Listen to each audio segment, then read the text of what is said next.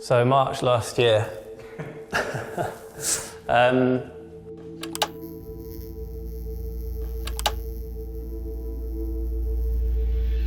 Yeah, I mean, obviously it was a very weird time for everybody last year. I remember hearing about coronavirus, and I actually remember having a conversation with one of the other directors, and he was saying that he was concerned that it might affect us, and I remember sitting in the office and saying, nah, we'll be all right.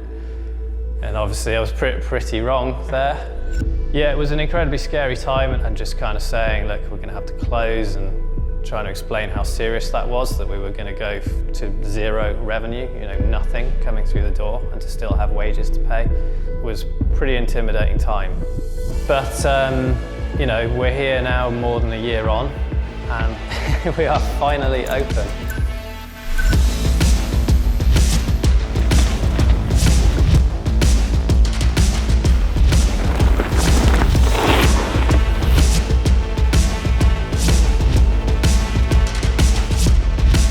BikePark was born in the first place basically because me and Rowan loved riding bikes and had been to loads of great places to ride bikes, and just felt that the UK didn't have what we wanted, and that's why we did it. There was no other reason. We simply did it because we thought, wouldn't it be awesome to build a bike park like this in the UK? And our sort of vision for the place still is that it will never be done. We'll always be looking for things to tweak and improve and add trails and make things better. And the one positive thing about coronavirus is it's given us a massive opportunity with the site closed to just crack on and do a load of stuff that's annoyed us. You know, this has given us a unique opportunity to really kind of completely regenerate the site, which is really exciting.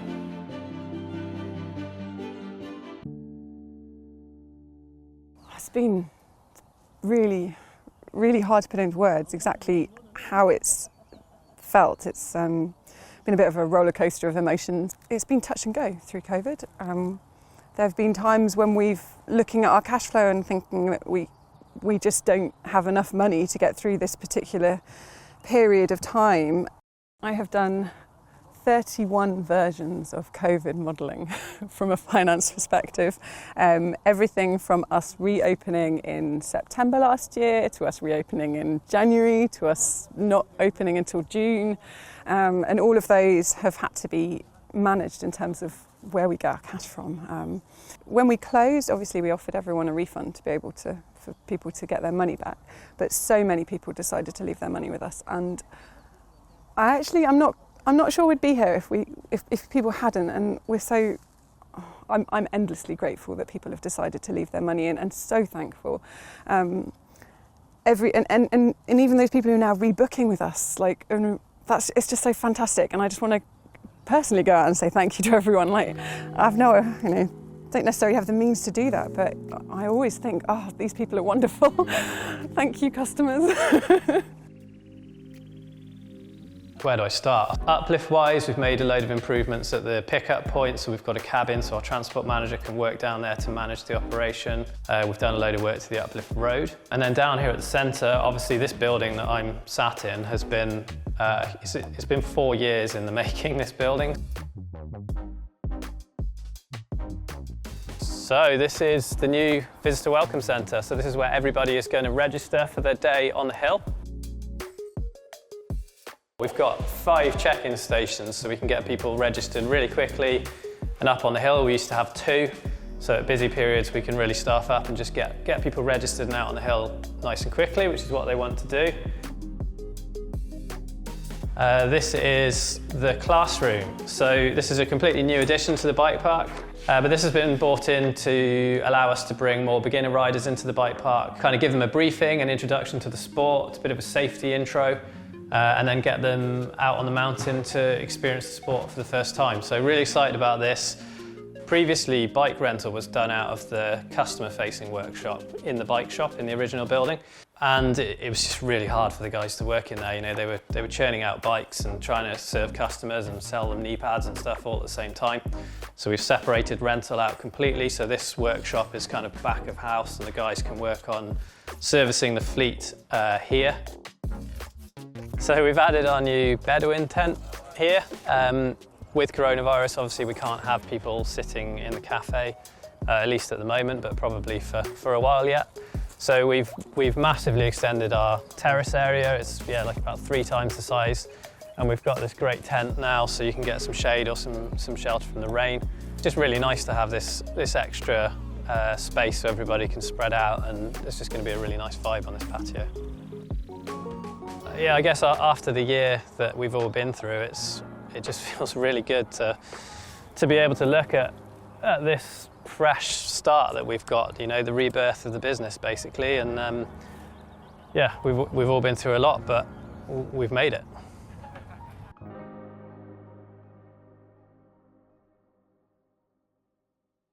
Been a very different year for sure. Super busy though, you know, which is perhaps the opposite of what you might think when we've been closed for 8 months. I think the most challenging thing is definitely been like the uncertainty. There's been some tough times for sure, you know, just thinking about how we're going to keep everything running. Despite everything that's happened, we've had these opportunities and we've acted on them like as a team, and what we've got now is pretty incredible, to be honest. I think it's about as excited as we've all been since the park first opened 8 years ago. The combination of fixing a lot of problems around the buildings, like where we really outgrown what we originally created, and also obviously just seeing the buzz from people riding the trails and like taking some of the elements of our trails to the next level. That's something that has been a focus as well. When you think back, like just before COVID started, we were actually fighting with the after effects of Storm Dennis. And then you like fast forward 12 months and we've built 3 whole new lines, completely overhauled the A470 jump line, which has had a really significant facelift, and one which, like, I think the park's it's needed it. You know, it's really moving our jumps and our sort of bike park flow style trails to that next level. We opened our green trail just before we got shut down in lockdown. So Kermit is our new top to bottom green run, and that's like opened the bike park up to a whole new audience, and it's been really important for us. It's something we've always wanted to do, but by doing that, it's also allowed us to then like focus on other areas which we hadn't, and like push the sort of more extreme end. So now we've got 3 brand new trails. We've got a red hand-cut trail, which has been built by a lot of our staff here when we were in lockdown. So it's been a great project to like involve people who wouldn't otherwise be up on the hill working. It's pretty technical. It's like a traversing trail where you've really got to like work pretty hard to carry your speed. Loads of rocks, roots, stumps, and it's a trail that's just going to evolve, and I think it's going to become probably more challenging as it gets ridden. Next trail then is Murtha Rocks, which is a blue technical line, and it's probably our most technical blue, and it just like bridges that gap between the riders who want to step up to reds and, you know, they're still sort of finding their feet. They can tackle that one, and they're well away and they can ride our red tech lines.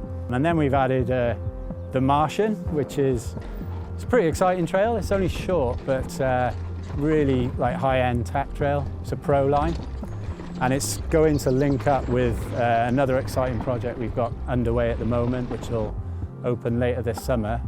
It's a collaboration project with Lorry Greenland and Red Bull, and that trail is going to be called Vanta. So when that opens, you'll have a pro line which runs pretty much from the top of the hill to the middle road, and then you'll pick up the Martian and you can come, you know, pretty much all the way down to the centre. And I think that's like targeting an audience which we didn't necessarily attract before, which is kind of like your bike park, your freestyle, free riders, downhillers. This year, you know, we've finally got to a place where we're covering the full spectrum, I think, as a bike park. It's always been the vision to have like beginners able to come here and have fun.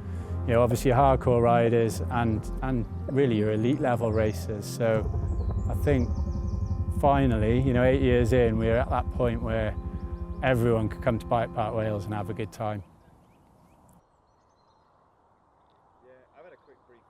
Well, obviously the situation sucks, but as being part of the trail crew, I think we've actually managed to get a lot done, really. It's been good to spend more time on the trails. We usually would have to go in there in a short period of time, get some work done and get it open again for the public kind of thing, get people to ride them. But we've managed to spend a bit more time on each of the sections we've had to do work to, and actually managed to build loads of new trails as well. I suppose what we've done is obviously taken off the old A470 trail, after riding it and seeing the gradient and stuff of it, we know kind of the speeds of the trail and where it's too slow and where it's too fast. And also generally, I think if people came and rode A470 now, they'd probably not recognise any of it, because we've pretty much changed every jump on it, made everything a bit bulkier and a bit bigger, nice long transitions on the takeoffs, long landings, so loads of room for lots of error and lots of room for kind of progression, really. The whole trail lends itself to quite a wide variety of riders. Start small at the top, and as you go down to the bottom you get some pretty big jumps, so hopefully you'll be able to learn as you go. Generally what we wanted to do is make it a bit more inclusive for everybody, really. So from a rider who can jump a little bit but wants to progress, all the way up to a rider who's pretty advanced and pretty comfortable doing any kind of jumps. You want everybody to enjoy it, even if they can't make it all the way down the trail. You want them to safely be able to attempt these jumps. Try to make it so generally there's no real pedalling and no real braking. So you'll roll into the first jump. If you land that properly, you should have the speed for the next jump, and so on and so forth down the trail. So hopefully you find yourself jumping a much bigger jump than you expected to. There's a progression in people's skills levels, there's a progression in bikes, there's a progression in what people want and what people want to ride. There's also a constant progression in how we want to build and how we want the park to come across. So trying to incorporate all of that into new trails, it's sometimes pretty difficult. It feels like for the last 6 months I've been in the woods on my own, in the rain, in the wet. But now the sun's out, and yeah, it's the greatest thing ever. And people think, you guys have got the best job in the world. Half the time we probably have, yeah. When we opened the park, we had 16 trails, and now we're at 43. And that doesn't stop, It's Gethin Woodland, BikePark Wales. It's an amazing hillside. It's actually the perfect sort of gradient to work with, and there's loads more to do. I'm always looking for the gaps, like the little niches, whether there's a gap in our progression, as you step from red to black or black to pro line, or whether it's like a style of riding that we haven't really covered off. E-bikes are now obviously super important part of mountain biking, and we've seen that huge surge over lockdown in the past 12 months, and BikePark Wales I think is a brilliant place to ride with an e-bike because of the way you can use the hill. You can kind of break it down into sections, so we put a bit of focus on that. Another important thing, if you come on an e-bike, you want to know that you've got the opportunity to ride all day if you've got the fitness. So we've added an e-bike charge station, so people can come, bring a battery, put in a session in the morning, and then when they're having their lunch they can book in, get the battery charged back up and get back out on the hill in the afternoon. We've always had a vision to sort of keep improving the bike park, and actually coronavirus has taught me how much this business means to me. It isn't just a business to me, it's my life's work, it's just a huge part of my life, and for that moment when it was a real possibility that it could all be lost, I think I really realised just how much this place means to me. Pre-coronavirus, I'd get panicky if we lost a weekend to snow. So, I'd be lying if I said that the impact on the business has not been very significant. It has been very tough, but we've survived, so we're the lucky ones. I guess the most exciting thing is that we get to go riding together again. We haven't been together as a team for so long. We've got so many cool new trails to ride, and I am just pretty excited to get out on the trails and enjoy the labour of the last year, really. 1, 2, 3, 4!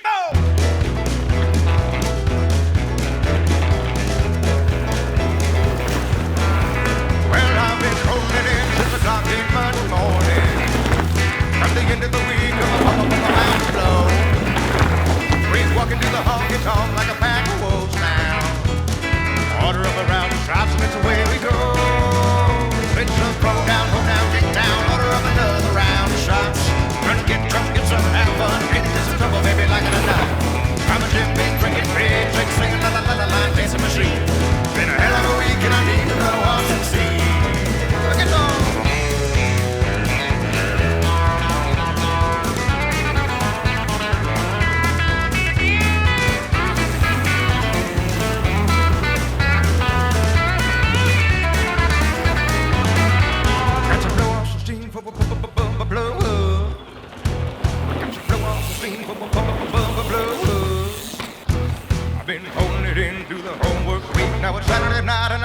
to blow.